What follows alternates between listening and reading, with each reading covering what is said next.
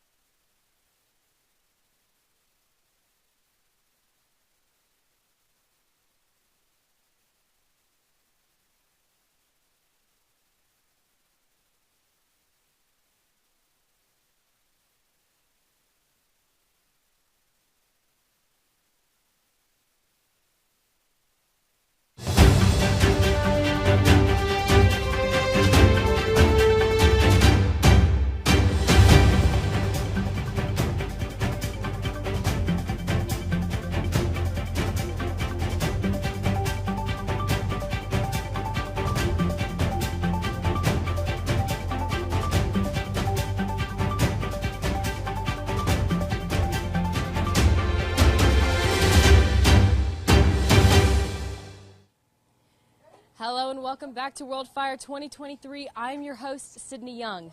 Now, if you joined us last week, you know that they were loading the kiln. Well, Tuesday, they lit it. I have with me Dr. Scott Meyer. Dr. Scott, can you tell me more about this project?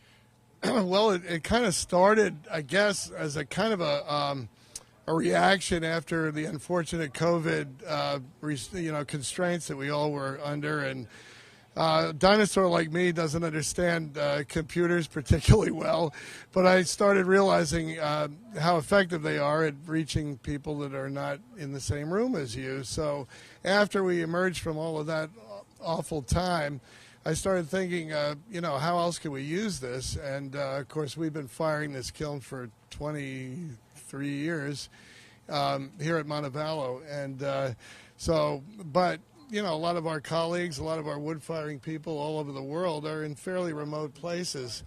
And so if we want to connect with each other in real time while we're all firing at the same time, where we can readily use each other's approaches and learn from each other, I thought this would be a great technology. So, of course, I'm known as a positive irritant.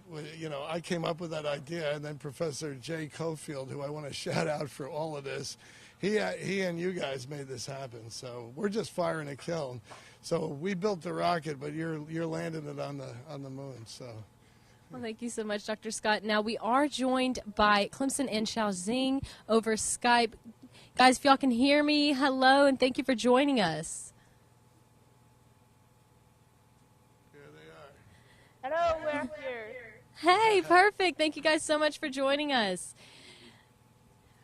How are things going over there with you guys?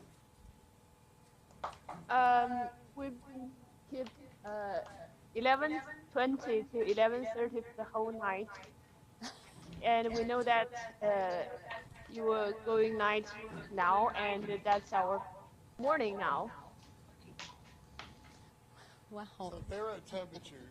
Yeah. Now, and that's called a train kiln.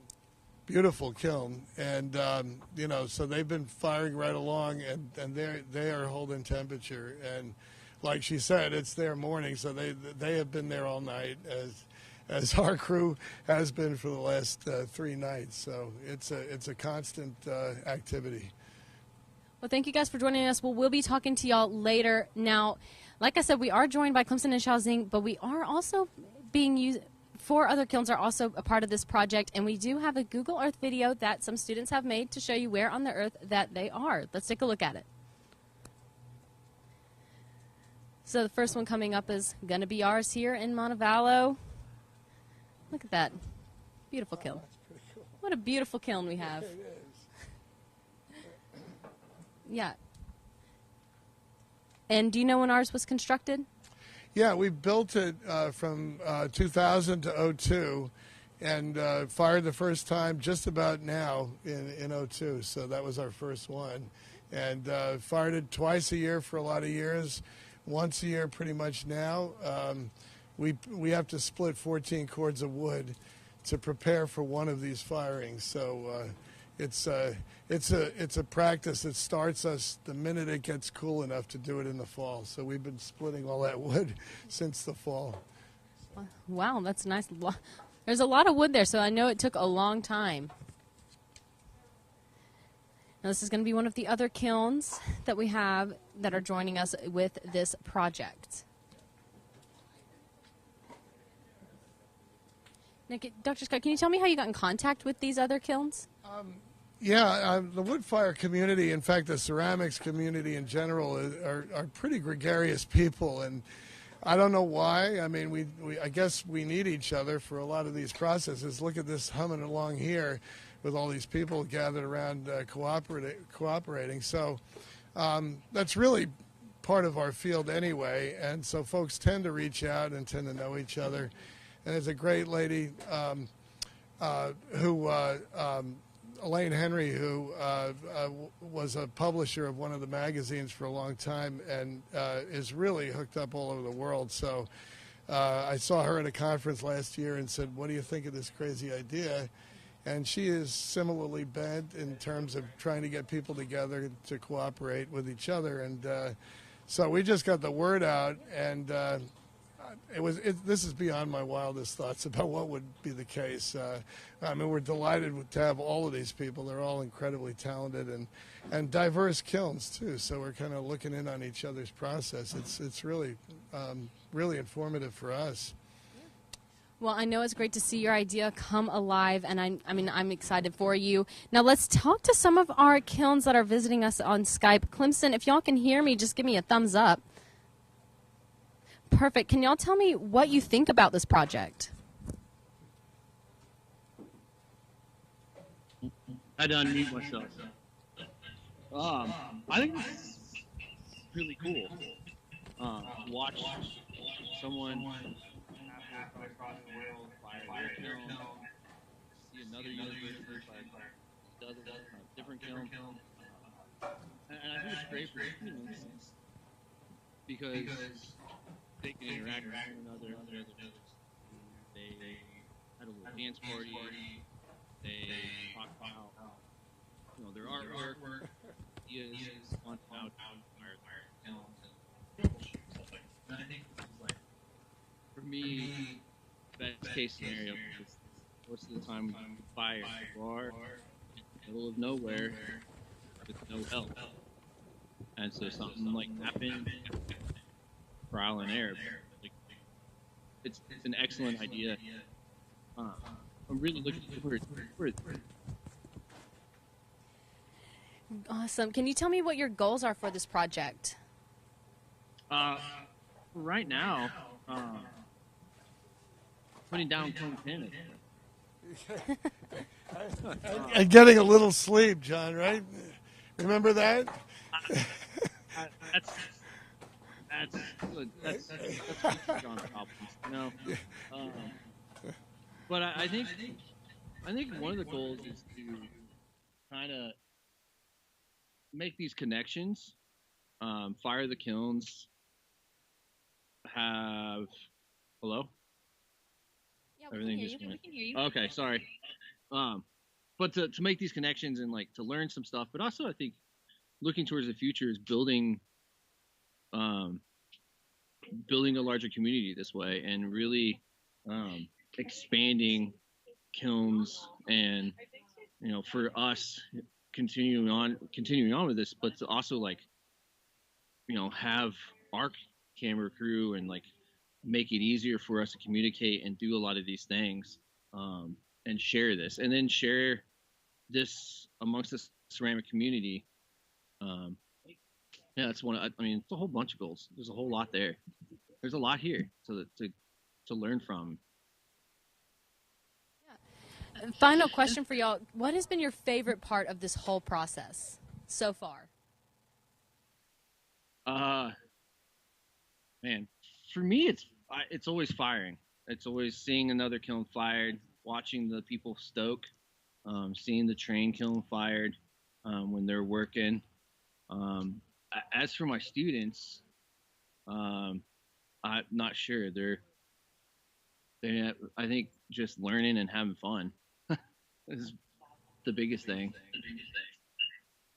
I always said it's like a classroom on fire, I mean, if you want to know how fuel interacts with air and produces heat and how kilns operate, this is a pretty hands-on situation. So we don't just teach it, we need them. We need them to do it, And so it's been great watching your students buzzing around and all the other ones around the world, doing their jobs. It's like I say, it's a community, even though we are the ones that are teaching it. Yeah, and I also think that a lot of them have really. There's tons of questions. There's tons of just being like, why do we do this, or how does this work? And us explaining it, and those who know a little bit more being like, wow, I this is really cool, and to see them get more excited about clay. And I get to burn stuff too, right? And when they see what it is, and then they go running back to the studio to make more stuff. Oh yeah.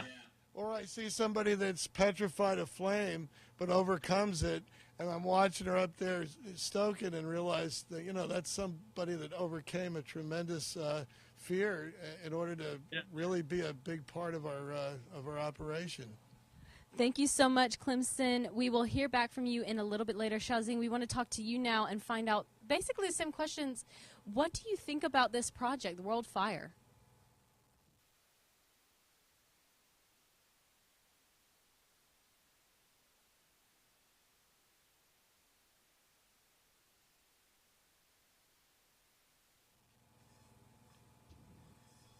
Is that our turn? Sorry? Can you tell me what you think about the World Fire, about this project? That's really cool, and we're really curious about how the other people fire their kin, and I think it's meaningful to communicate with each other, and we really learn a lot from this program. Yeah, and what are your goals for this collaboration as well?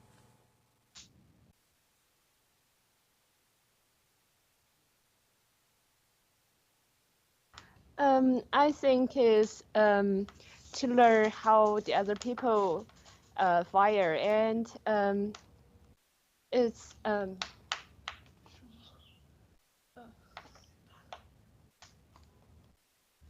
And through the connection, we find that our kilns from all over the world, we become a big community. I think it's also important to have a big community of wood fire, and it makes us to share our techniques, tricks about the wood fire, and so it's a great experience, and we um, absolutely wants to have special effects of on the craft and the artworks. Love that. And final question, what has been your favorite part so far? For me, my favorite part is stoke, because you can see the wood combust in the jumping fire flame, and it's very exciting and interesting, and also important for wood fire. And another interesting part about our wood fire is we did some wood fire barbecue. It gives us lots of joy. yeah, and It's a the good barbecue. idea. Well, we should have done that here. Yeah, we should. Well, it's still not too late. Still not too late. We'll try to do it later. Thank you so much, Xiaoxing. We'll catch up with you in a little bit to talk some more. Now, there is a website that some students have made in another class just for this project. You can check that lower third on your screen to get there and see what's going on. Now, Dr. Scott, let's take a walk and let's see what's going on over here in the kiln. Can you tell me a little bit about the special inagama techniques? Sure. Well, what you're looking at, I think, right now in front of me is the main firebox. And the way that this kiln operates, and of course, one cool thing about this whole project is we're looking at a survey of all the different ways to fire with wood, because we have all these different designs. This is called an onigama, and it's a single chamber. And the way to understand its shape is basically a bottle on its side that allows heat to climb, but through a progressively narrower channel. And so it's really just a big ramjet. So it draws a venturi through the wood that we're stoking now. So you introduce oxygen through burning wood, and you've got elevated temperatures that aren't possible any other way. So right now, this is a choreography up here. They were talking about dance moves earlier, but this is our stoking dance. It starts at the very back of the kiln, and we have 3 corridors that do not have work in them that are up the side of the kiln. And so we've been side stoking, which is what it's called, for the last day and a half. And it's a way to introduce heat to the back of the kiln, because, between the firebox here and the back, we've got about 25 feet, which is pretty significant. So somehow we've got to move that heat back, and side stoking is a way to do it. It also builds a cold bed. It influences the work. And the irony of all of this is the history of this. They would put canisters around their pieces carefully so that they would not get wood-fired effects from their work. So all of those intricate glazes that we're all aware of in history that were high-fired were done that way. Now a bunch of artists decide that we like those techniques, and so this is about trying to achieve them on our work, on our sculpture, on our pots. That's really cool. I would not be able to do it. It sounds like a lot of work and really confusing to me, but you make it sound so simple. Well, that's very kind, but yeah, it's it's not rocket science, but it kind of is in a way. It's a little bit like science and alchemy. I think alchemy is kind of half science, half soul, and if it were a music, it would be jazz. Because each time we fire, you know the melody, but it's played a little differently every time. So I agree with that. Now, I did hear that you have some tricks for us, a bamboo trick, and I'm excited to see this. Well, yeah, I got to thinking about this and presenting this here, and so my little way to introduce it is it might not work, and if it doesn't, we're going to put a segment of green bamboo under the cold bed, and bamboo, of course, has segments, and it's moist inside of each segment, and it's also air sealed. So it'll heat up under that cold bed, and in about a minute, it'll either pop or it won't. So that's my way to inoculate the audience in terms of their expectations, because we'll put it under there, and we'll wait, and we'll talk to each other, and it either pops or it doesn't. Now, the reason why they originally did that was not just to entertain people, but it was to throw ash. When it pops, it would throw ash all over the work that's in the firebox, and that's actually what we want to have happen. We're doing it tonight because tonight's the last night of the firing, and tomorrow, when we throw ash on the work, we need it to melt, and we need time for it to do that.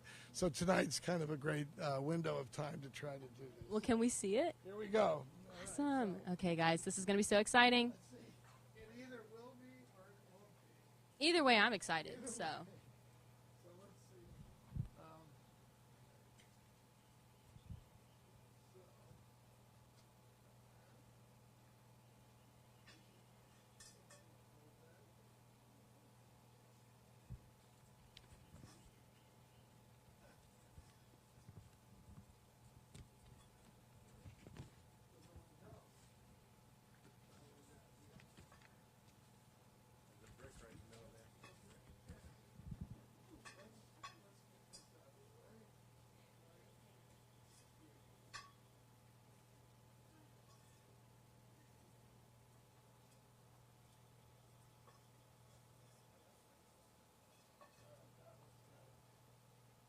Now we wait.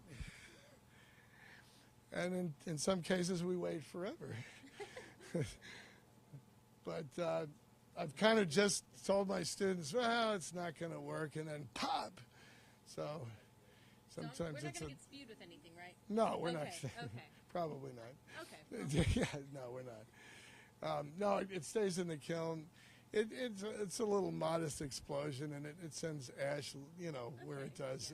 And so, again, originally it had the intent of putting ash all over the pieces that you're trying to, create a surface for. So, yeah, just keep going, guys. Yeah. Okay. If we wait, we'll wait all night. So I heard you also have a wood door. What is this one? Yeah. Now this one is kind of in concert with the last technique that we're going to do. A wood door is a way to introduce wood to the kiln without doing what he's just doing, which is throwing them actually into the cold bed. What he just did is what we've been doing for the last 3 days. But a wooden door will gradually replace the one that's there. So it functions as a door, but it's also burns on the hot side. And so it sends a blowtorch-looking flame through the entire kiln. It's a great way to drop a cold bed and not have it quite as high, because the last thing that I'm going to do is use our overhead chain here and our 10-foot tongs and reach into the firebox and grab a piece and try to put it into the coal bed. And we have charcoal here to kind of enhance the effects on the surface. So I'll put the charcoal in there, we'll stoke it in there through that hole, and then I'll try to do that. I say try because your depth perception is a bit off when you're looking, more or less at the surface of the sun. And but it's a big, long... Oh, we heard it. Hey, it worked, guys. It was modest, but I'll take it. So, you would continue to do that, and of course the little explosion would throw that ash all over the place. So Can we see the wood door? you can see the wood door. And this will take a little bit of time. So we will build it, then we'll watch it burn, and while it's burning, maybe other things occur We'll come back and look at it. Okay. Yeah, I'm excited, though. Great, okay, we'll do. Let's see what's going to happen. No, you go ahead. You go ahead and side step, and then I'll start building the door. You gotta do the door.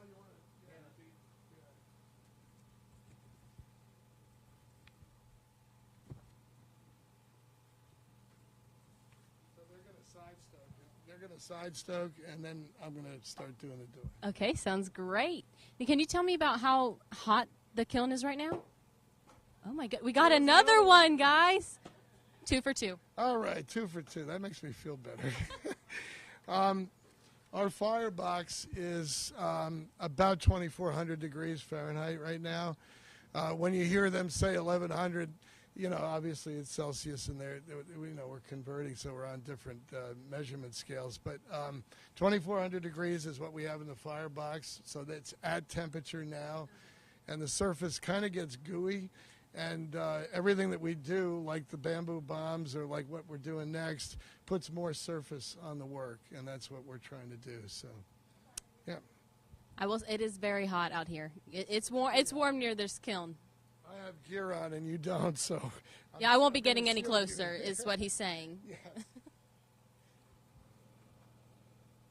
guys stoking? Okay. Okay, let's see if we can get a shot of them doing this too, because this will be cool to see. This is the side stoke that we were talking about. So there's a student on each side of the kiln, and they're going to put little tiny pieces in, and they communicate with each other because they have to open together and they have to close together. If they don't, then the remaining person gets a little bit of more flame than they would like. So the idea of cooperation has consequences if you don't, So they are focused, and they're got the right gear on, and they know what they're doing, I can see those bricks over there glowing. Hello! They're getting louder every time. Not so bad. How many did you put in? I thought I put in 2, but we had a spare. Here we go, guys.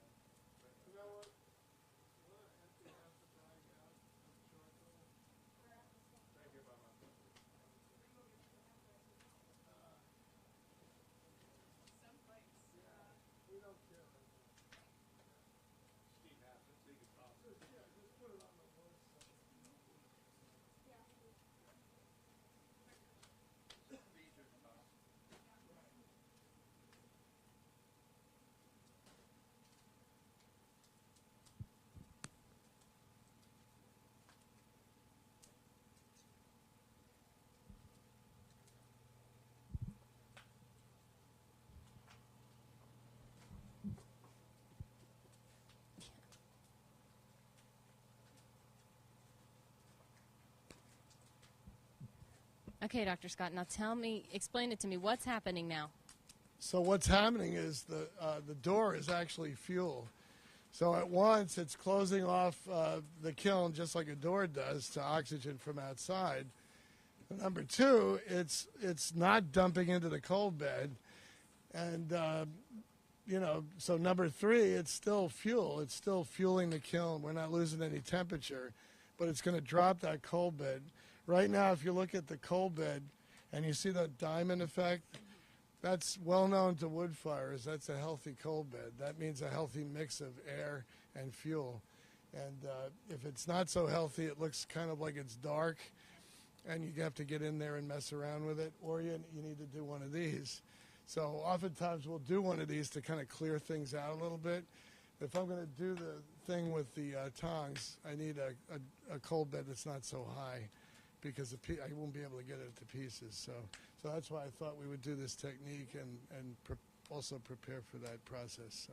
I like it. Now I'm really wishing I had the marshmallows so I could roast them on this. And this looks easier to roast them with. You could hold them in your hand and do that. I don't know if I'd hold in my hand. Well, I get a really long stick and do it, but because it's already hot, I don't want to get any closer. Yeah, right. There's got to be a bad pun involving s'mores, but so gradually we push this in. It'll eventually burn down, and oftentimes people will chase it with another one, and they do hours of this. We're just going to do this one. So some people fire a kiln this way, so they never throw anything directly into a coal bed. So. All right. Well, thank you so much. I'm excited to see how this progresses throughout this show, and we are going to come back and look at this later. Now, since we can't be there in person, obviously, we do have a video to show Shaixing's firing process. Now, let's take a look at this video, guys. Hello everyone, here is our king, and we're getting ready for it. We're loading, and here are the king furnitures.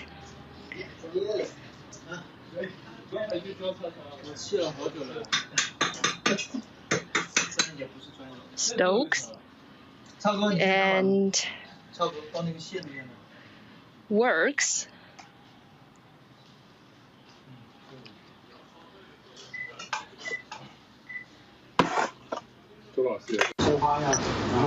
Hello everyone, it's our pleasure to Skype with all of you this morning, and I remember that Professor Meyer has mentioned the height of the chimney, and we really have a long chimney, nearly 8 meters, and it was a little noisy this morning in the Skype, and we are running outside so we can't hear you clearly, and I think we can explain it now in the WeChat.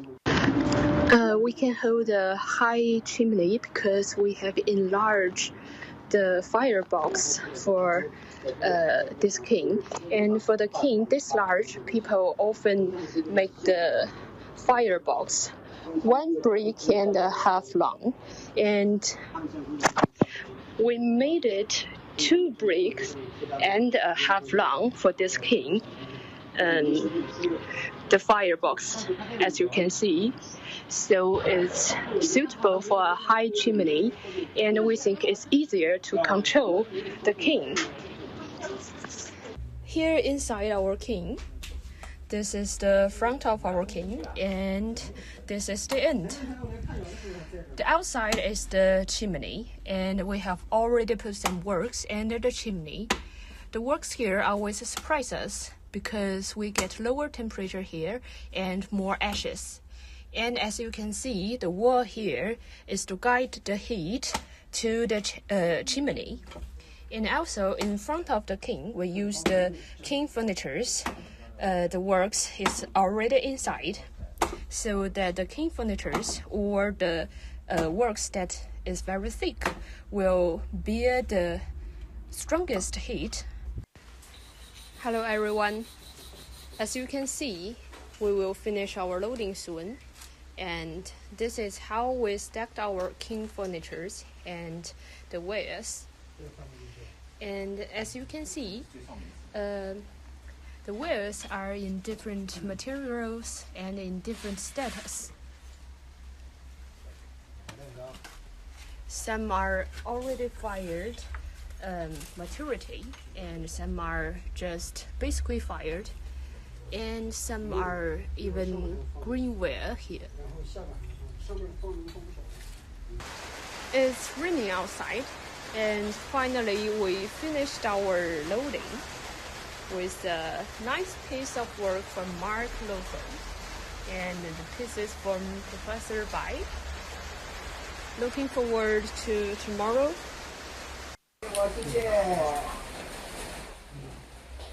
Here we are just light the incense.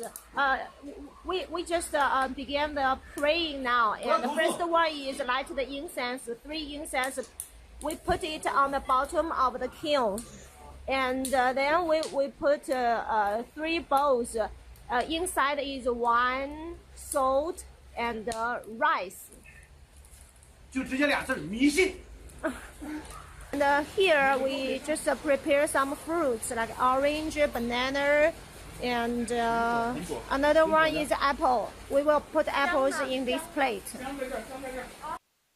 Okay, that's all for the praying. The three plates of fruits and 3 bowls of salt, rice, and wine.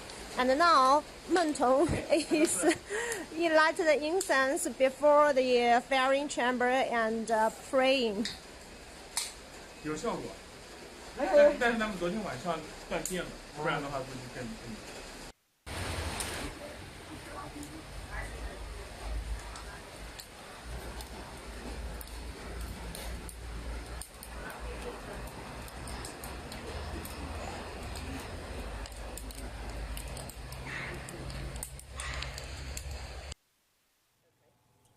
Look at that, guys. That just looks so cool. Okay, well, Xiaoxing, I wanted to talk to y'all really quickly. I love the video. I know, obviously, we can't be there in person, but I loved getting to hear more about your process and your kiln. Now, can you tell me about how many pieces you have in your kiln right now? So many pieces, and we didn't count. It probably took y'all a while.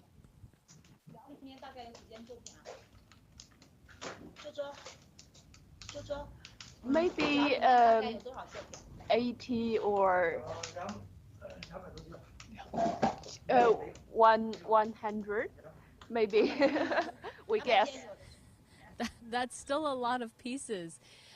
So for y'all's kiln, what was your goal temperature? For now?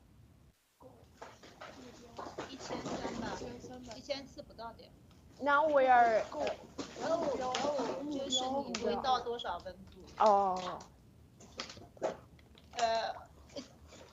Like about 1300 and like Celsius. 50, like that, yeah. Well, it's hot over there too. Good Lord, they're very hot, guys. So how long has this kiln been in use, do you know? How long? 是不是要我们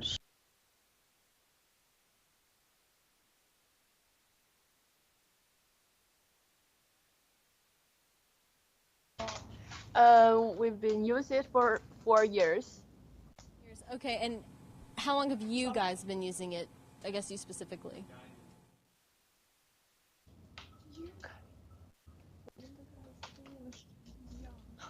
Yeah.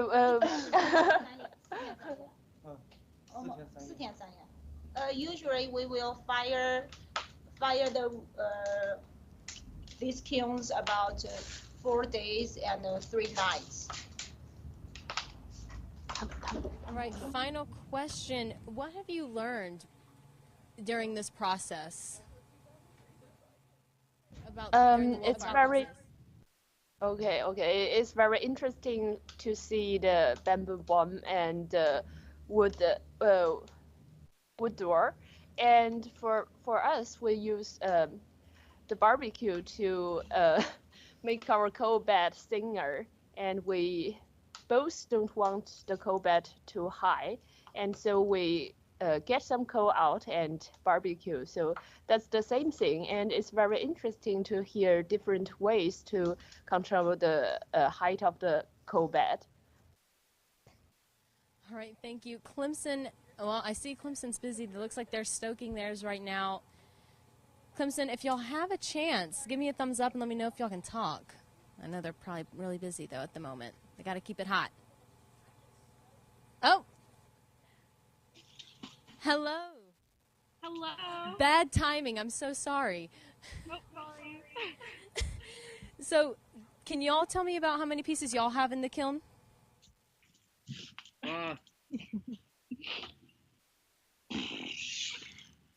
That's a really good question. There's like 3 or 4 larger works, and then I don't know, 150 pieces of like small mugs, cups, vases, and bowls. But there are a few larger, 20-inch tall vases and pieces in there, but that's my estimate. Now, what is your temperature right now? Cone 11 is almost down on top. And then 10 is pretty much down everywhere else except the bottom, where I'm waiting for 9 to go down and 10 next. So 2,300 or so at the top, and probably 22. Our pyrometer doesn't read right after a certain point, so it's pretty much, it's a sort of like a way for me, the barometer essentially, to know when I need to put wood in, watching it go up and down. And final question, what have you learned during this World Fire process? I'm not great with technology. There's a lot of different methods, a lot of different kilns out there, and I'd like to fire them all, but we'll see how that goes. Yes, okay. Shazing, Clemson, thank you guys so much. It's been a pleasure talking to you. Now let's take a look at our kiln real quick and let's see how this wood door is looking. Well, looks like it's going along great. Ooh. I can feel the heat from here.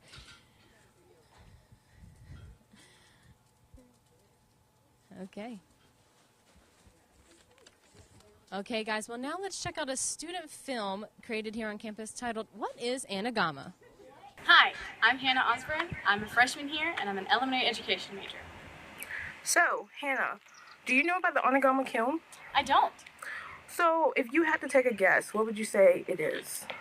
Sounds Greek.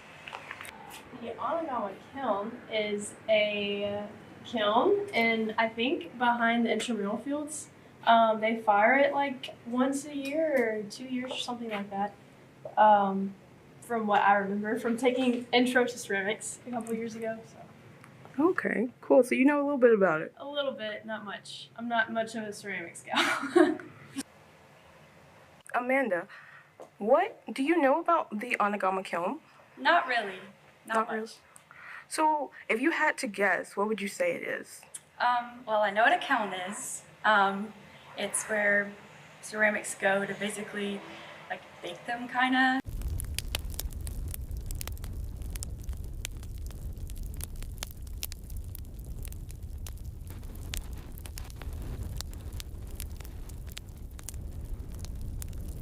I think it's very intense looking. It is. A lot of fire. Yeah.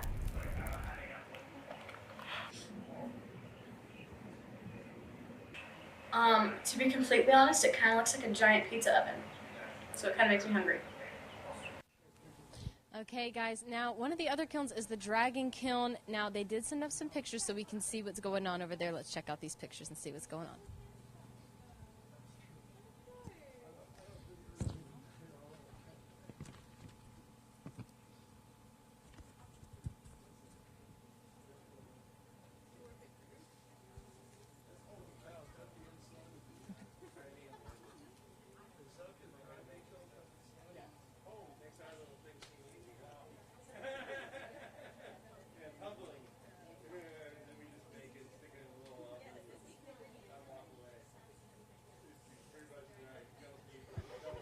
right now. Just like Jing Dejin, we can't be there in person, but sorry, guys.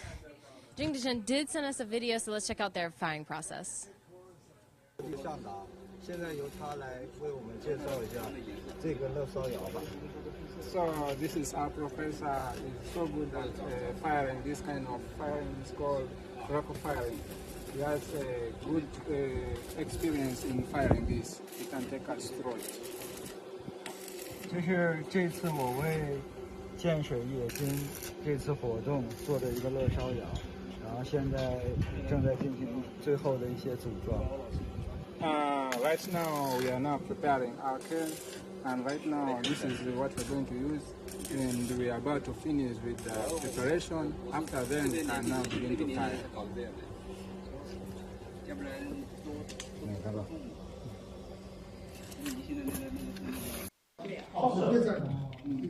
像这样重点，这样的工序就要重复好几遍。对对。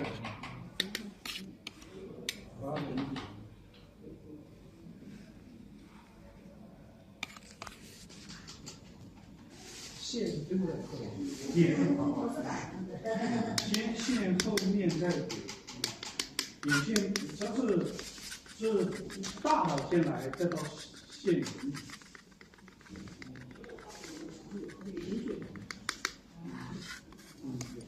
你看这个你这个这是装的，这个容器的，这个容器的。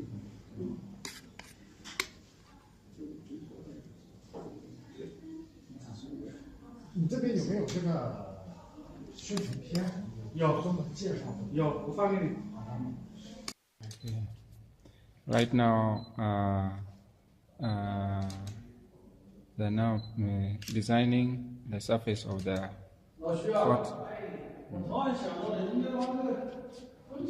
After this, you take it for firing to the kiln. And have a look how creative he is. Okay.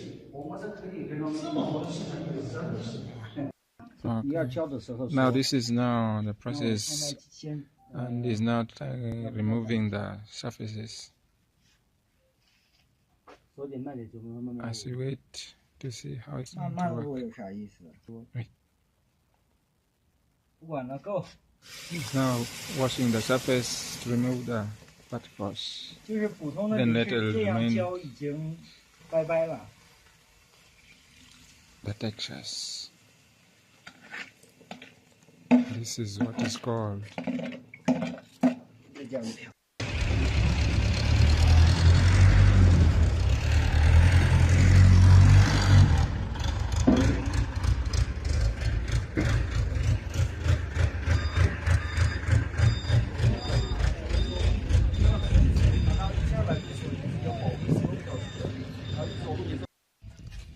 Okay, right now our kiln is now approaching highest temperature. Right now it's about 1100, and it's now ready. Now removing some ashes, and you can see up there the temperature is about 1100. 1100. All right. All right, and we're back now. I'm back with Dr. Scott Meyer, and he's going to do the tong technique. So, Dr. Scott, tell me a little bit about this real quick. Yeah, sure. This is my 10-foot set of tongs. It's on a traveling, thanks to our physical plant, it's on a traveling track. And so you can imagine if you anchor it at the top in one place and you try to move, it'll go up. This will travel with me at the same line, so I can stay steady. It'll go inside. It's a little bit like a raku technique, which everybody that's participating knows is a firing process that involves pulling pieces out of a kiln.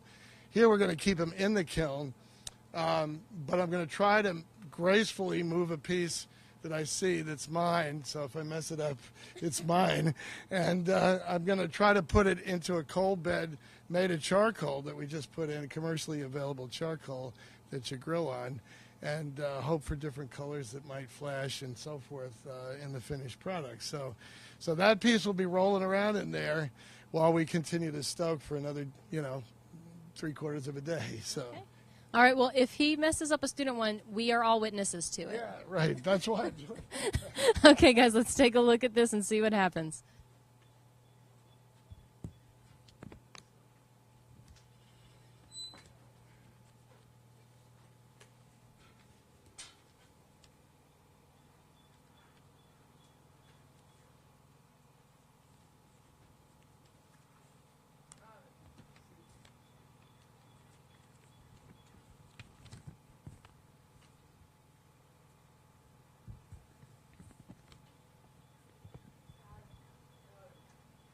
Oh, he's got one.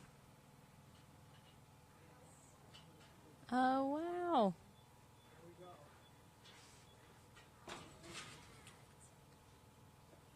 What do you want next?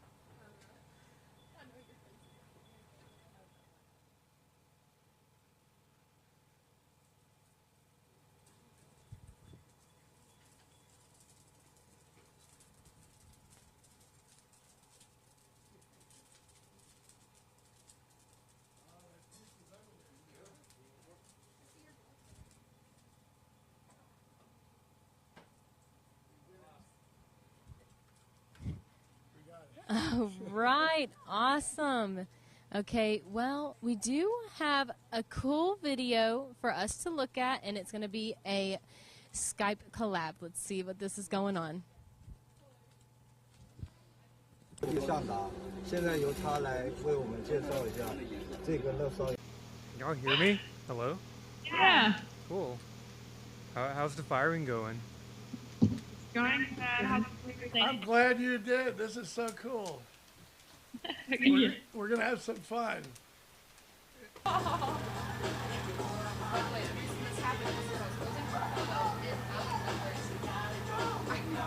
Slay!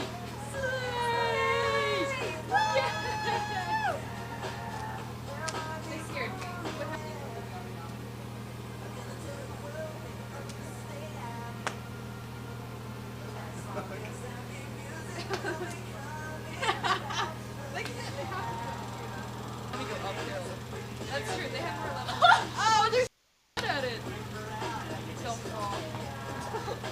Clemson looks like they're stoking pretty hard. It's doing good. This is the wood behind us. We have an on-a-comp one that's kind of like down a little bit, but it's kind of keeping in center. Okay, we're going to do that because we're thinking about the families. We're concerned about the families. We were in the beginning, and we will be through the remainder of this investigation. What's going on? Because They could be talking to us right now. Hi. Well, it looks like they were having a lot of fun over Skype during these past few days. Now, I am with the Scotts right now, Dr. Scott and Scott. So, Scott, tell me a little bit about this experience for you. Oh, geez, this is probably about my 17th firing, so I'm kind of an old hand. So, have you been here the entire time? It feels like it, but I'm not. No, but I've been here a lot. Today especially, but yeah. See, when you start getting gray in your beard, you know you've been around a while. So this is what this process does to us, you know. We didn't have gray hair when we first started doing this. So you've been helping with the stoking. I'm hoping I'm saying this the correct term. Yes. Yes, okay. And everything. Loading, making work, loading, we do it all. Splitting wood. So you're just... We do it all. You do it all. We have to. Well, thank you, Scott. Dr. Scott, let's take a walk around this kiln. Let's see what's going on here. Now, it looks like over here they're getting ready to stoke it again, right? Side stoke, yeah. Okay, they're going to side stoke. Probably Scott's doing a little supplemental stoke just because we lost some, some fuel off my little venture there. And so we do like a little supplemental stoke, give these guys a chance to get themselves going up here. So you see the flame that's coming out of there now, and that's the natural product of each stoke. So, folks that come up here to do the side stoke have to reach, brick and take the brick off and put the fuel in the kiln. And, they're staring right into the kiln and into flame. So it's, it's a little bit of a learning curve. It's if it's a gut check too, And I'm so proud of them. Every one of our students has been meaningful in this, and sometimes I walk halfway up the hill and look back and hear them coordinating all of this together, and I guess I'm a proud papa. Yeah, I've been seeing them do this. It takes a lot of teamwork, for sure. You've got to be almost in sync, it seems. Yeah, you do. And the other night, one of my crew, one of my students had left the lights on in her car, and it was parked up there. So we went up the hill, saw the lights, tried to contact anyone down here via their cell phone. They all had them off. How many times does that happen? No, I think that's great because they were so dialed into this process. How many times do folks turn their cell phones off anymore? So I'm so proud of them. Well, look at those flames. Yeah, it's a long stoke. I mean, every time we stoke now, it can take as many as 8 or 10 minutes in between. I'm looking at Clemson with that beautiful kiln that they have, and it's like, it seems like about 15, 20 minutes or even more between their stokes. Meanwhile, we look like some kind of mortar barrage, so, yeah. Okay. Now, before we get to, we do have some animations that we're going to show. Before we do that, I want to take a quick shot to this wood that they have chopped, you said, since when? Since mid-October, since it got under 90 degrees outside. This area was full of wood, and they'll use pretty much all of it before this is over. Now, Dr. Scott, let's take a look at some of these animations that we've got going on. Now, we have one for talking about the temperature. Can you tell us a little bit about it? Yeah, you've got a, well, right now you're looking, well, here we go. Yeah, the first thing I can tell you is that the numerical reading is inaccurate. We have found no probe, no thermal coupled probe that, you would stick into the environment of the kiln, and it hooks up to a little meter. And ideally, the meter would rise as the temperature rises, and you could read it and have some sense of how hot you are. The problem is it's notoriously inaccurate. So my line to my students is I'll take an arrow pointing up to indicate a rise in temperature, or one pointing down indicating a fall in temperature, rather than, trying to make an exact reading. But you do see it climbing steadily because it does agree with itself. So even if it's not the accurate temperature, it does give us some idea of where we are. And you can start to handicap it based on other things that tell a more accurate version of the temperature. So you brought up doing the ashes. So how long will it take when you're putting those ashes on the fire for the fire to kind of die and for it to get cool enough for you to take the ceramics out? Take the work out. It's a week cooling, and fortunately we have a lot of activity at the end of the semester anyway, but it's really hard to lay off and not try to melt a flashlight and look in there. And I know everybody that's involved with WorldFire, they had to have melted at least one flashlight in their life, because you get itchy and you want to see how you did. And I tried desperately to avoid that, but we'll have a week where it cools, and so next Saturday, not tomorrow, but the next one, April 29th, starting at 10 a.m. and going usually until late afternoon. We'll get in there and we'll see pieces that look like museum pieces, except they're fused to something else, or they're fused to the wall or something, and we have to... Can you tell us a little bit about these comments? Yeah, these are comments from our log that we keep. Every hour we try to record a temperature reading, and that would include the analog that you just saw the numerical reading for. It also ultimately includes cones, and cones are pyrometric materials that melt at known temperatures, and they look a little like your fingers. And when a finger droops and you look in there and you see it drooping, you know what temperature it is. Unfortunately, they don't fall up again, so you have one shot at knowing the temperature. But anyway, you're looking at these entries that have been recorded now so that you can see what it looks like. And so how many pieces of wood are being thrown in, what's the result of that, if there's any adjustments to that, of which there are many in the kiln that you could adjust the air holes and so forth relative to what you're trying to accomplish for that segment of time. So it's 4.5-hour shifts for us, and we do sleep a little bit sometime. appearances notwithstanding. So other people come on and they read the log and they find out, where we are and what I always try to write also what our goal is for that segment of time. So people that come on know what we're trying to do and, are consistent with their approach. Thank you, Dr. Scott. Stay by me. Now, it looks like we have been joined by the Dragon Kiln. Now, I don't think anybody's there to talk to us, but let's look at this. If they haven't already, I can tell you what I know about it, and I'm fascinated. Yeah. This kiln looks like a beast, right? And it's a little under 40 feet long total. The Dragon Kiln apparently is 150 feet long. We have, you just saw us stoking our 3 side stoke ports. Apparently they have 62. So it's a massively larger venture when they fire, obviously.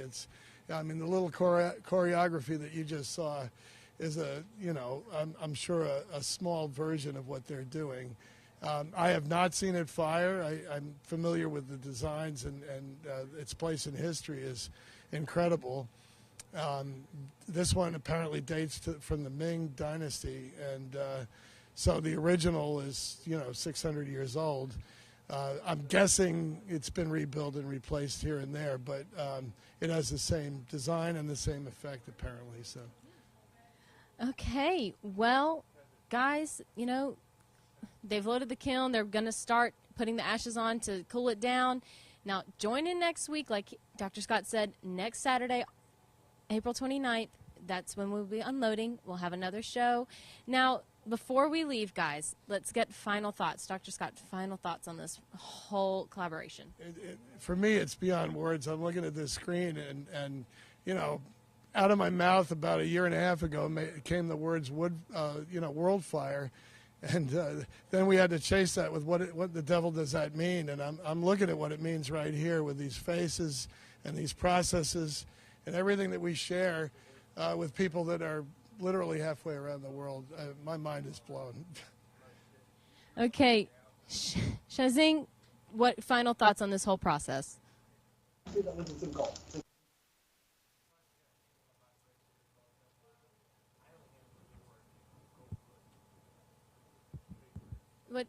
What do you hope to see next year or around the same time?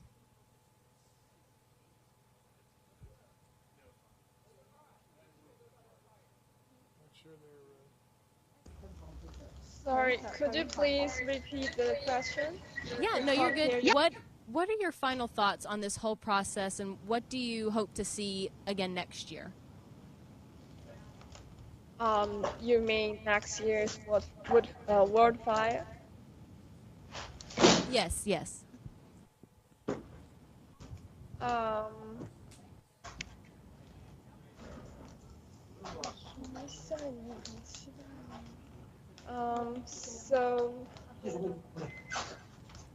Our final thoughts about the process, I think, first of all, we are very enjoy the whole process and enjoy communicate with Montevallo's kiln and Clemson's kiln and other 2 kilns in China, and we are looking forward to see our results, both of us, and we hope we can all have a perfect or interesting artworks finally. And about the next year's World Fire, absolutely, we really looking forward to have another time to gather together to have to do the wood fire, and maybe we can have more like community events, or we can communicate more closely. Yes. And we think it's interesting that the wood fire king is different from king to king and year to year. So every year, if we get together, it's meaningful, and all of the results will be different. And we are eager to communicate with all of us. Yeah, we hope that this is the starting line, not the finish line, for all of us. Clemson, oh, well, they're stoking the fire again, so. A very similar process that he's doing right now, so, yep. Hang on, and. Perfect, are we back? What was the question? What are your final thoughts on World Fire, and what are you hoping to see in the future with this project? I'm hoping to see more kilns, more involvement, more exchange of ideas and techniques, and to burn more kilns. I can't say it better, John. I'm looking forward to all of our association to continue. I'm going to talk of maybe a virtual show, maybe an actual show, so there's so many things we could do, even though we're so remote from each other. And I just look forward to all of our associations continuing. It's an honor for us to be part of it. Well, Clemson, Shazing, thank you guys so much for joining us via Skype. I've loved getting to talk to you guys, and I know Dr. Scott's loved getting to talk with you guys and work with y'all. For all of our viewers, thank you so much for watching. And like I said, again, be sure to tune in again next Saturday, April 29th, to see the unloading. You're going to see some really cool projects, I'm sure. All right, thank you guys. And we got a video of the Skype crew. Let's look at that before we leave.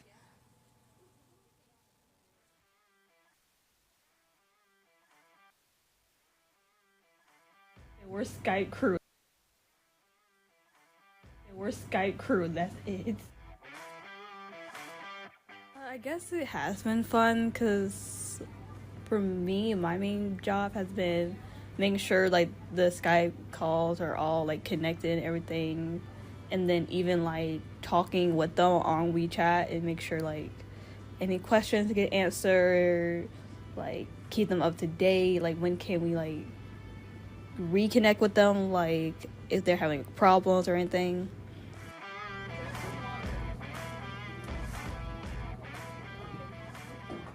This is like, some extracurricular, but a fun extracurricular that, a lot of students really don't get the experience to have. So, and then the Skype crew, this is like on my free time, but I'm getting a good experience because I'm learning how to work Skype and then also learning about this big old outdoor oven. So, and just experience being around the actual kiln.